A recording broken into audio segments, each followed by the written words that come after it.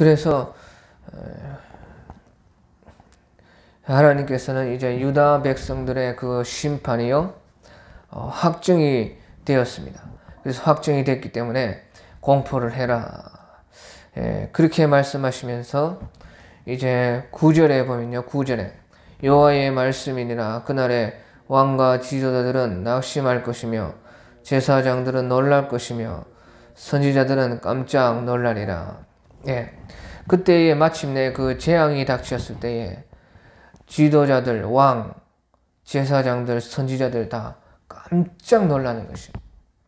그게 왜 깜짝 놀라느냐? 그들은 언제나 평안하고 안전할 줄만 알았습니다. 그런데 평안하다, 안전하다 했는데 갑자기 그 재앙이 닥쳐왔어요. 그러니까 그들이요, 피할 수도 없으니까 깜짝 놀라는 것입니다. 그래서 이제 데살로니가전서 5장 3절 같은 데 보면요. 이제 마지막 때에 이제 세 번째 이스라엘이 멸망받을 때, 예루살렘이 멸망받을 때 너희가 평안하다 안전하다 할 그때에 잉태된 여자에게 해산의 고통이 이름과 같이 멸망이 호련히 갑자기요 저에게 임하리니 결단코 피하지 못하리라.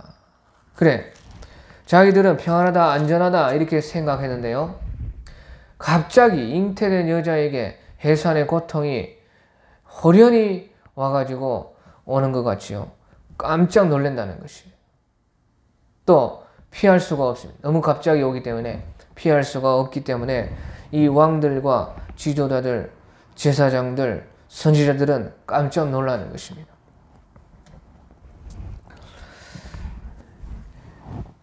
그런데 왜 이 사람들이 왜 이렇게 됐느냐? 왕도 그렇고요. 이 지도자들, 제사장들, 선지자들 이런 사람들 다 제일 위의 사람들인데 이 사람들이 왜 이렇게 되었느냐? 그것은요, 자기들이 듣고 싶은 것만 들어서 그랬습니다. 사람이요, 자기 귀에 듣기 좋고 듣고 싶은 것만 사람이 듣게 되면 자기가 자기에게 속게 되는 것입니다. 그러니까 결국은요, 자기가 그렇게 자기의 고통을 만들었어요. 그래서 18절에도 네 길과 행위가 이 일들을 부르게 하였나니 이는 네가 악함이라 그 고통이 네 마음에까지 미치느니라. 그래서 네 길과 이 행위가 이 일들을 불렀다는 것이에요. 자기들이 그렇게 만들었다는 것이, 자기가 자기에게 속았다는 것이죠. 그러니까 마지막 때에 데살로니가 5장 3절에요. 너희가 평안하다 안전하다 할 그때에 잉태된 여자에게 해산의 고통이 갑자기 임하는 것처럼 호련히 이 마지막 3차로 예루살렘이 멸망하고 예수님이 오시는 것도 호련히 갑자기 그렇게 와서 너희가 결단코 피하지 못하리라. 너무 급하니까 준비할 수가 없어요. 피하지 못합니다. 기름과 등불 준비한 그 처녀 비유에서 미련한 처녀들이요 자고 있다가 주님이시라 맞으러 나오라 하니까 갑자기 호련히 신랑이 왔습니다. 그러니까 허둥지둥요 등불은 꺼져가고 기름은 준비 못했고 기름을 살려면 또 나가서 사와야 됩니다. 그래서 급하게요 기름 사고 오니까 어떻게 돼요? 이미 문이 닫히고 주님을 만날 수가 없고 밖에 쫓겨나서 어두운데 후회만 있을 뿐입니다.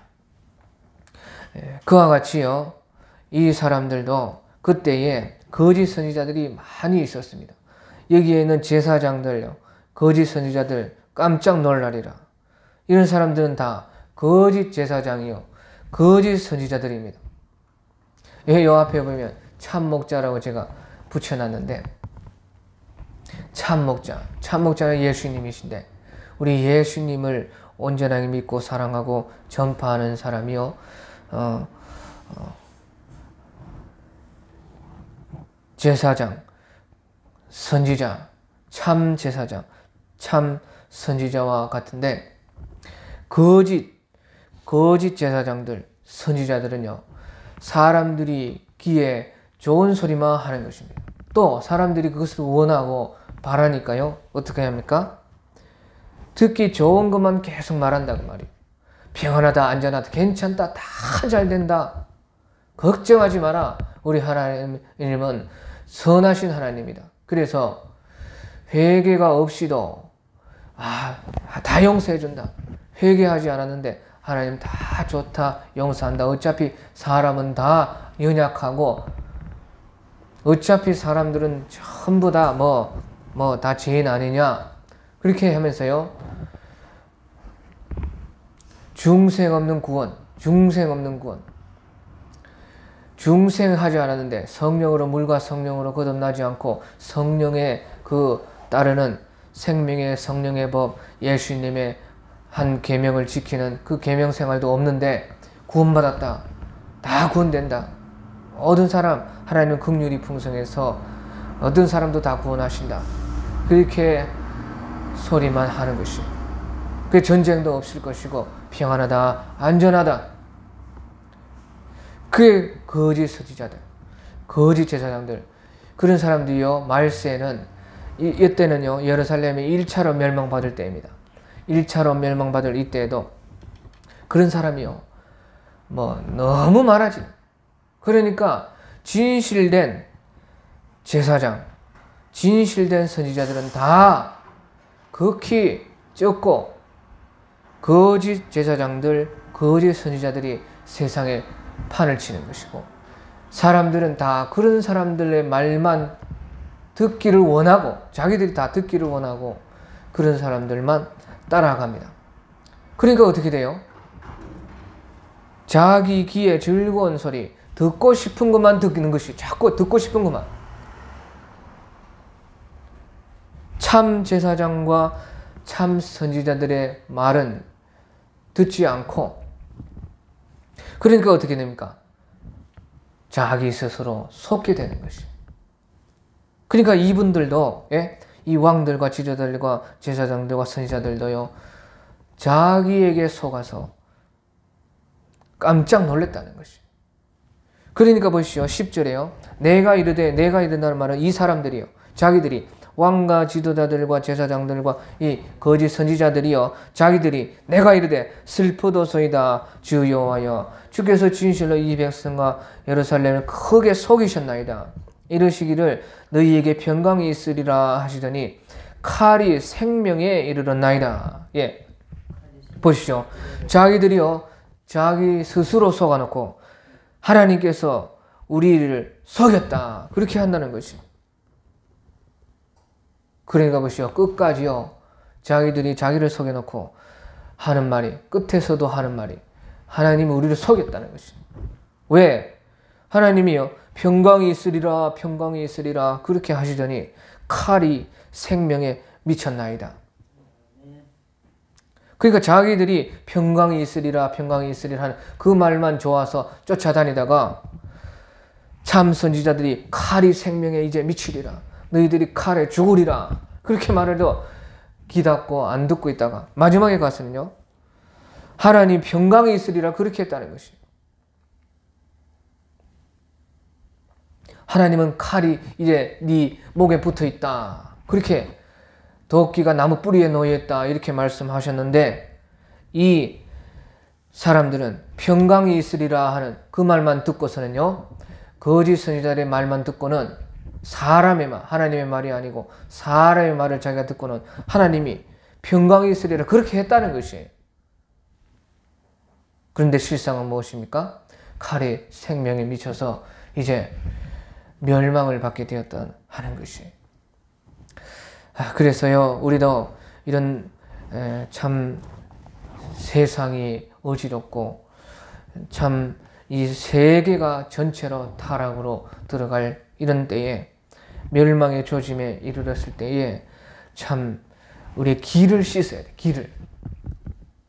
우리 중국 속담에 보면요, 재밌는 것이 있는데, 그 한 사람, 어떤, 제가 다시 그것을 찾아보지 않아서 급하게 지금 말을 해서 이름이 생각이 안 나는데, 하여튼 그 유명한 허유인가 그분이 세상의 이 참 망할 징조에 이 세상의 더러움에 나는 나 하나라도 지켜야 되겠다 해가지고요, 저 깊은 산속에 들어가서 혼자 지극히 가난하게 허름하게 살고 있습니다. 그런데 세상에서는 이 사람을 불러들여가지고 정치를 시켜가지고 이 사람이 의인이다, 성인군자인데 그 사람을 모셔와서 정치를 시켜야 되겠다 해가지고요, 사람을 보냅니다. 그래서 그 깊은 산속에서 어떻게 수소문해가지고요, 힘들게 가가지고 찾아가서 그 사람을 만나가지고, 당신이 이제 우리 나라를 좀 살려주시오. 당신이 이 나라를 살려야 되겠습니다. 이 나라로 빨리 와서 다스려 주십시오. 그렇게 간절하게 하니까요, 그 사람이요, 그 말을 듣다가 저 냇가에 가서 길을 씻어요. 그 길을 왜 씻어요? 나는 그런 더러운 말은 듣기가 싫다는 것이에요. 왜? 그러니까 참요, 그 예수 안 믿는 그런 사람도요, 그 하나님이 주신 빛 가운데 양심이 깨끗한 가운데 살았던 그런 사람들은 그렇게 정결하게 깨끗하게 살았다 하는 것이에요. 그래서 오늘날 이 시대는요, 길을 씻어야 되는 시대입니다. 길을.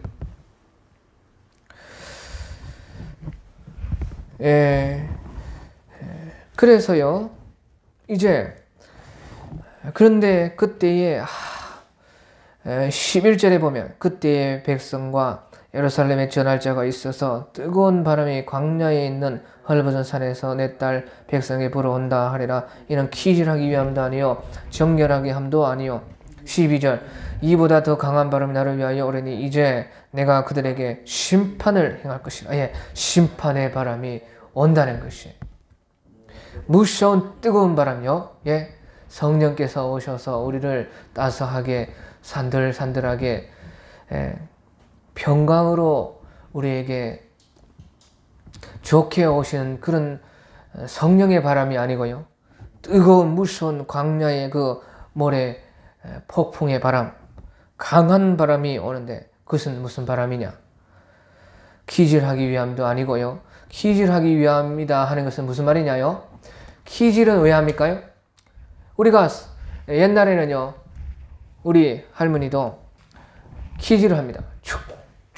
우리는 그 키라 안 하고요, 뭐 체라 했는가? 우리 경상도에서는 키라 안 하고 체질하는 그것을요. 챙이라 그래요. 챙이라 그래. 우리 경상도에서. 이게는 이제 표준말을 써가지고 키라, 챙이질을 위함이 아니다. 왜 챙이질을 왜 하냐? 키질을 왜 하느냐? 그것은요, 쭉쟁이를 날리고 썩은 것을 날리고 알곡은 그래 따로 먹으려고 깨 같은 거요, 이렇게 합니다. 그래서 이 바람이요, 하나님께서요, 이 바람을 불어가지고 이 심판을 불어가지고 어떤 쭉쟁이가 알곡 가리려고 하는 그런 키질하는 것이 아니라는 것이에요. 그래서 알곡도 있고 쭉쟁이도 있는데 알곡은 가려내고 쭉쟁이는 불어버리려고 하나님이 하는 이런 바람이 아니라는 것이에요. 또 정결하게 하기 위함도 아니고. 그러니까 무슨 바람이냐? 심판, 오직 심판이에요. 전부 다 그냥 완전히 없애버린다. 없다는 것입니다. 하나도. 가릴 것도 없을 정도로요. 우리가요, 가릴 것도 없으면 어떻게 해야 돼요? 다 갖다 쳐 쓰레기통에 넣어서 불태워버려야 돼요. 뭐 가릴 것도 없다는 것이에요. 그런 심판의 무서운 바람이 온다. 그러면서 14절에 예루살렘아 네 마음의 악을 씻어버리라. 그리하면 구원을 얻으리라. 그래도 하나님께서요, 아시면서도 구원받을 자가 없고 회개할 사람도 없다는 것을 하나님이 아시면서도 예루살렘아 네 마음의 악을 씻어버리라. 그리하면 구원을 얻으리라. 이것은 곧 이때의 사람을 위함이 아니었고 우리를 위함인 것입니다. 이 첫 번째 예루살렘 멸망의 때에 맞는 사람들을 위함이 아니요 곧 두 번째 2차 예루살렘 AD 70년 예수님이 오시고 나서 70년 후에 멸망받을 그 사람들을 위함이요. 또 지금 이제 마지막 3차로 예루살렘의 멸망을 이제 기다리고 있는 이때에 아직 이런 심판의 강한 바람이 불지 않았을 때에 준비할 수 있는 우리를 위함인 하나님의 사랑의 말씀입니다. 그래서 예루살렘아 네 마음의 악을 씻어버리라. 그리하면 구원을 얻으리라. 예, 그렇게 말씀하시면서 18절에 보십시오. 18절에 네 길과 행위가 이 일들을 부르게 하였나니 이는 네가 악함이라 그 고통이 네 마음에까지 미치느니라. 예, 그래서 이런 모든 것이 네 길, 네가 심어놓은 것, 네가 행했던 행위로 말미암아서 있게 된 재앙이라는 것이에요. 하나님께서 이 심판을 내리셨지만 이것이 다 그들이 심어놓은 결과라는 것이에요. 심은 대로 거두는 것이 하나님의 크신 은혜입니다. 우리가 심은 대로 거두지 않으면요, 사람이 무슨 일을 할 수 있겠어요? 예? 콩을 심었는데 팥이 나고, 팥을 심었는데 콩이 나고, 어쩔 때는 콩 심으면 또 콩이 또 나기도 하고, 팥을 심었는데 또 어쩔 때는 팥이 나고 콩이 나고, 그러면 사람이 살겠습니까? 그건 못 살지. 예? 어쩔 때는 우리가 그렇게 하면 어쩔 때마다 다르면은 못 사는 것이에요. 심은 그대로 선을 행하면은 선한 사람들은 선을 행해서 그 선한 열매가 오니까 선한 일을 할 수 있는 것이고, 악한 사람은 악한 것을 심었을 때 악한 것을 거두니까 악한 짓을 안 할 수가 있는 것이고, 그래서 하나님의 공의와 세상의 공평이 서게 되는 것이 이치이기 때문에 심은 대로 거두는 것이 은혜입니다.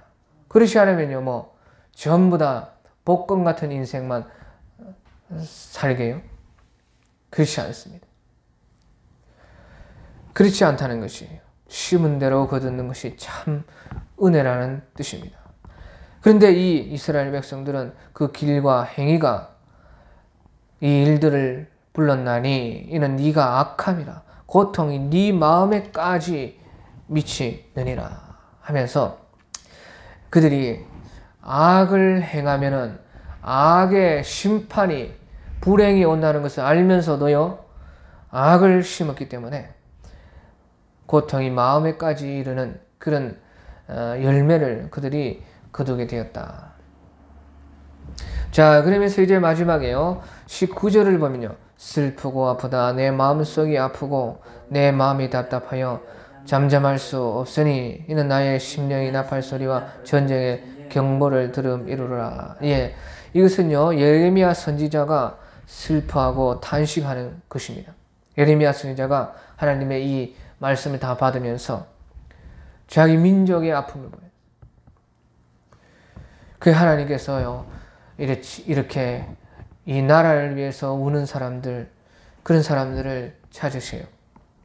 예레미야 선지자가 슬프고 아프다 내 마음이 아프고 내 마음이 답답하여 견딜 수가 없구나.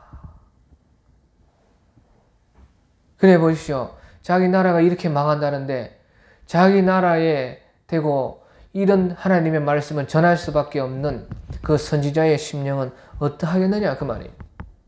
그게 울면서 증거하는 것이죠. 또 예레미야의 슬픔이지만요, 이것이 곧 하나님의 슬픔입니다. 하나님께서는요 육체의 하나님이 아니하시라 영의 하나님이십니다. 그래서 하나님은 이 예레미야의 육체를 빌려서 예레미야를 통해서 눈물을 보여주시고 그 슬픔을 우리에게, 하나님의 고통을 우리에게 보여준다고 말이에요. 망하게 할 수밖에 없는, 멸망받을 수밖에 없게 할 수 없는 그 공의의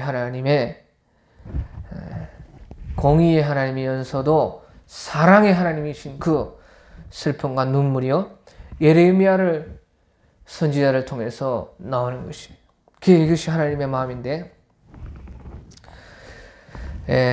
우리도 마찬가지입니다.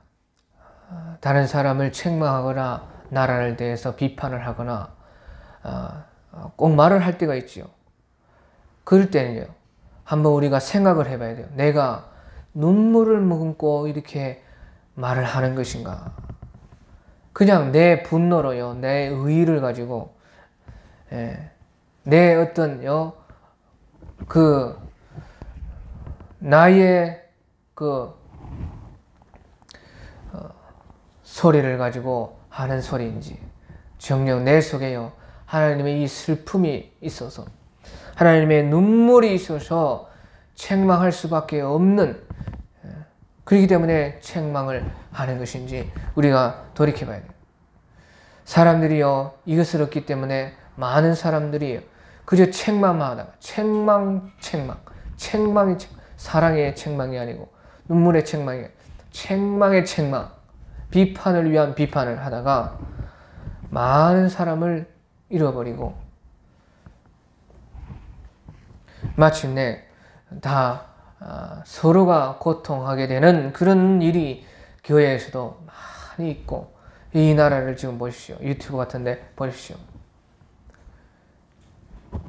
그 속에 하나님의 눈물을 가지고 하는 그 사람들이 있는가 하면, 어떤 사람은 그냥 자기가 의롭기 때문에 자기의 의를 드러내기 위해서, 또 이 애국도요, 애국팔이라, 저는 그런 말을 처음 들어봤습니다. 그런데 누가 그런 말을 하더라고. 애국으로, 애국운동으로 애국팔이를 한답니다. 다시 말하면 애국운동하면서 막 나라를 살린다면서 실제 뒤에서는 자기 사리사욕 다 챙기고 자기 인기만 얻으려고 애국팔이를 한다. 그래, 애국팔이라는 그런 단어가 새로 지금 생겼습니다. 참, 제가 그래도 희한한 말, 저는 그런 말을 처음 들어봤는데, 애국팔이, 과연 정말로 그 말을 들어보니까 그럴 수가 있겠구나. 애국팔이를, 이 나라가 어지러우니까요, 진실로 나라를 생각하는 눈물을 가지고 하나님이 우리를 향해서 탄식하는 그 탄식을 가지고 일하는 사람이 있는가 하면요, 자기 뒤에서 사례사역을 가지고 일을 하는 사람도 있다, 그 말이에요. 그럼 마지막 세대에는요, 너무 복잡한 것입니다. 세상을 보고요, TV를 보고 보면, 인터넷을 보고 누가 옳은지 어떤 것이 맞는지 몰라요. 그때 알 수가 있는 것이에요. 예레미야 선지자와 같이 슬프고 아프다, 내 마음속이 아프고 내 마음이 답답하여서 잠잠할 수 없어서요, 안 할 수는 없고, 또 하나님이 하라 하시고 하나님의 마음이 그렇고, 그래서 눈물을 머금고 하는 그 책망이 참 책망이고 하나님께서 하시는 책망인 줄 알고 들어야 됩니다. 예수님도 마찬가지입니다. 이것은 지금 1차 예루살렘 멸망 때의 일입니다. 1차 BC, 예수님 오시기 전 586년쯤에 있었던 일인데요. 그러니까 27절에 보십시오. 27절에 여호와께서 이와 같이 말씀하시기를, 이 온 땅이 황폐할 것이나 내가 진멸하지는 아니할 것이라. 하나님께서 그래도 그 가운데 이 1차 멸망 때는 조금 완전히 진멸하기까지는 아니고 그루터기는 좀 남겨서 그렇게 긍휼을 베풀어 주신 이 심판이요, 1차 멸망입니다. 그런데 예수님께서는요, 2차 멸망을 앞두고 예수님께서 딱 맞네요. 예수님께서도요, 40년 뒤에 2차로 또 예수님 살아계실 때, 이 땅에 계실 때 2차로 멸망하기 전에 예수님이 40년 전에 예언을 하시기를요, 이 예루살렘에 멸망된다는 것이에요. 2차로 멸망된다. 요 1차로 멸망되고 나서는요, 70년 만에 다시 회복이 됐어요. 그래서 해방받아가지고요, 북이스라엘, 남유다가 해방돼서 다시 나라를요, 3차로 포로 귀환을 했습니다. 그것이 이제 뒤에 다 있어요. 다른 성경에. 그리고 나서요, 한 500년 뒤에 예수님이 오시거든요. 500년 뒤에 왔을 때에 예수님께서 30쯤에 30살 되실 쯤에 이제 선포하시고 회개하라 천국이 가까웠다 회개운동 하시고 복음운동 하시고 그렇게 구원운동 하셨는데 그때 그 후에 40년 후에 2차로 멸망하거든요. 예수님이 오시고 나서 70년대. 그러니까 보십시오. 예레미야 선지자와 똑같아. 40년 후에 멸망할 그때에 예수님께서요, 예루살렘을 향해서 이 마태 23장 37절 38절에 보면 그런 말이 나옵니다. 마태 23장 37절 38절에 보면 예수님이 예루살렘아 예루살렘아 선지자들을 죽이고 네게 파송된 자를 돌로 치는 자여 암탉이 그 새끼를 날개 아래 모음같이 내가 네 자녀를 모으리 하늘이 몇 번이냐. 그러나 너희가 원치 아니하였도다. 원치 아니하였도다. 보라 너희 집이 황폐하여 버림바 되리라. 예, 그래서요 예수님께서도요 암탉이 날개 아래에 새끼를 모으듯이 이 예루살렘 이스라엘 백성들은 모으려 한 일이 몇 번이냐. 선지자들 돌로 쳐 죽이는 자요. 눈물을 가지고 선지자들을 보내는데 선지자들을 돌로 쳐 죽이는다는 것이에요. 그래서 너희가 원치 아니하였도다. 하나님은 구원하려고 끝까지 때려가면서라도 나중에는 때려가면서라도 정신 차리라고 제발 돌아오라고 하면서도 해도 너희가 원치 아니하였도다. 보라 너희 집이 황폐하여 버림받으리라. 이제 40년 후에는 완전히 2차로 바싹 돌 위에 돌 하나도 남지 않도록 멸망을 받는다는 것이에요. 그때 예수님께서도 이 예언하실 때에 눈물을 머금고 예루살렘을 보면서 슬퍼하시면서 눈물을 흘리면서 예루살렘아 예루살렘아 너희를 내가 암탉이 새끼를 모으듯이 모으려 한 일이 몇 번이냐. 돌로 선지자들을 쳐 죽이는 너희들아 너희는 원치 아니하였고 그로 말미암아 너희의 죄와 너희의 악이 너희의 집을 황폐하여 버림받게 하리라 하면서 예수님은요 이 하나님의 고통을 슬픔을 가지고 그 탄식을 하신 예수님이십니다. 자, 그래서 마지막에 22절 보십시오. 내 백성은 나를 알지 못하는 어리석은 자요 지각이 없는 미련한 자식이라. 악을 행하기에는 지각이 있으나 선을 행하기에는 무지하도다. 그렇게 예수님이 말씀을 하셨습니다. 우리 오늘 여기까지 하고요. 각자 알아서 자유로 돌아가겠습니다.